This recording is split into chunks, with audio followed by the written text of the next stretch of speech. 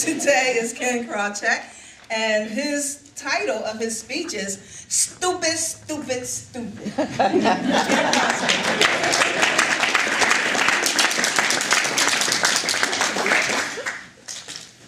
What on earth was I thinking?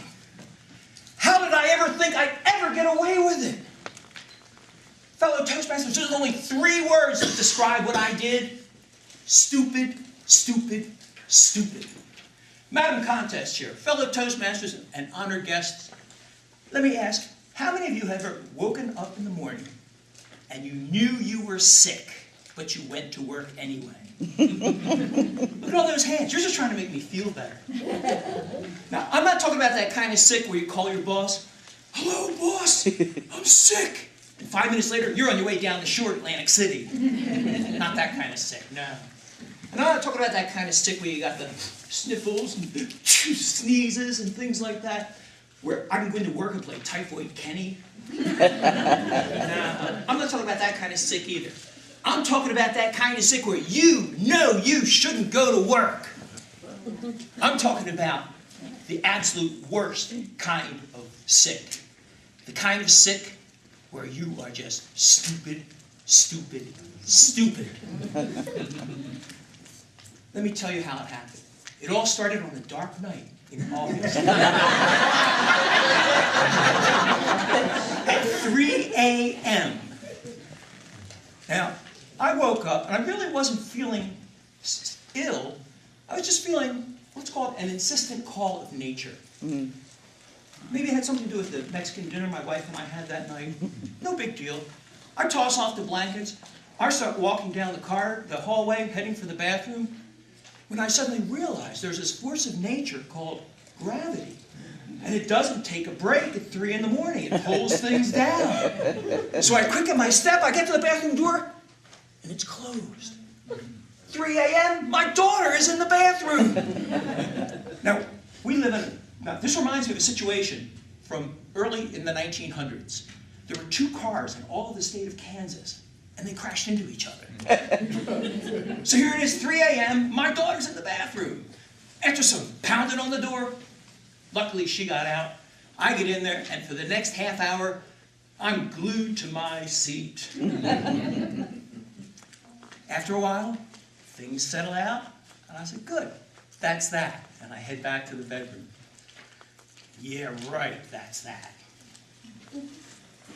4 in the morning, I wake back up again. This time it's not the lower GI, it's the upper GI. I run down to the bathroom and the door's closed again. This time it's my wife in there. And I'm telling you, after 37 years of marriage, I know that I cannot rush her out of the bathroom. What do I do? What do I do? Plan B.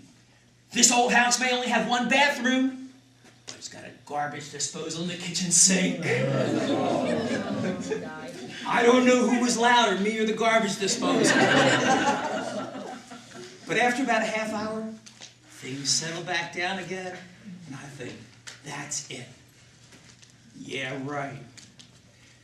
A few hours later, the alarm goes off. I reach over, turn it off.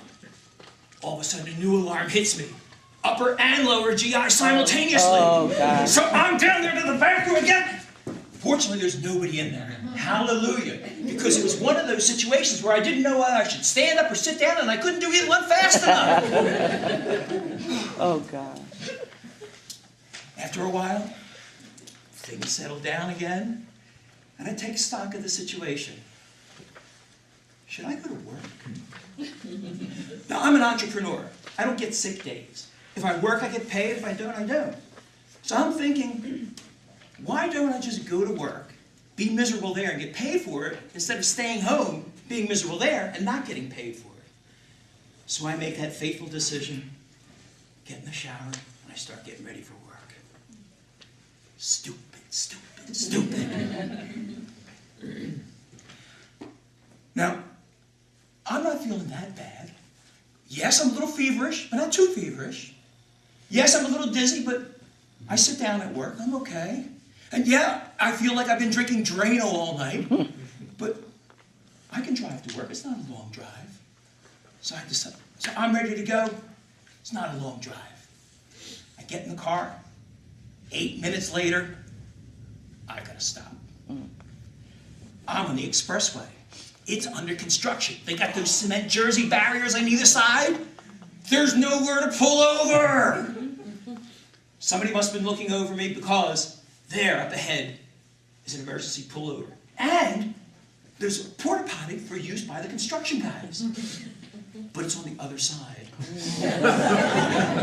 That's okay. I am not going to question Providence. It's close enough to me. I pull in, get out of the car. I look back down the cattle chute. There's no traffic for a ways. Well, a couple hundred yards down, there's this big dump truck, and he's slow lumbering along. No problem. I can get over there. I cross the lane, come to the Jersey barrier, and I go to climb over it. Lifting my leg is not the best idea in the world. And I'm looking at this Jersey barrier thinking, how am I going to get across this? And I'm looking at it when suddenly I remember, the dump truck. Regardless of truck or no truck, I can only stay in there so long before I got to get over that wall. So what I did is I kind of lay on it and slid her over the top. It came down the other side. Gravity didn't need the help, thank you. Fortunately, there's nobody in the porta potty. Hallelujah. I opened the door, but I forgot one thing. It's August, remember. It's hot. Oh.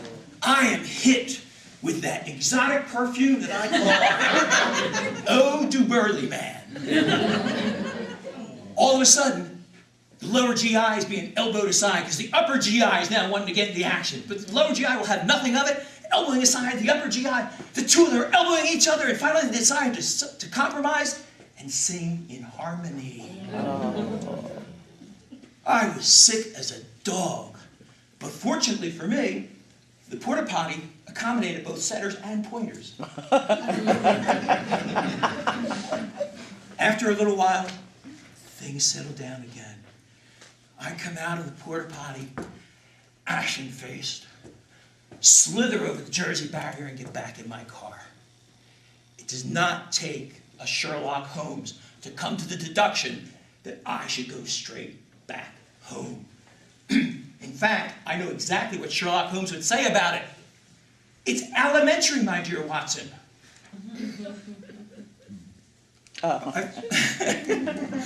My fellow Toastmasters, one thing I want you to remember, sometime in the future, if you wake up and you find yourself sick and you know you're sick and you're thinking about going to work, what 3 words should you remember? Stupid, stupid, stupid. American Contest Chair.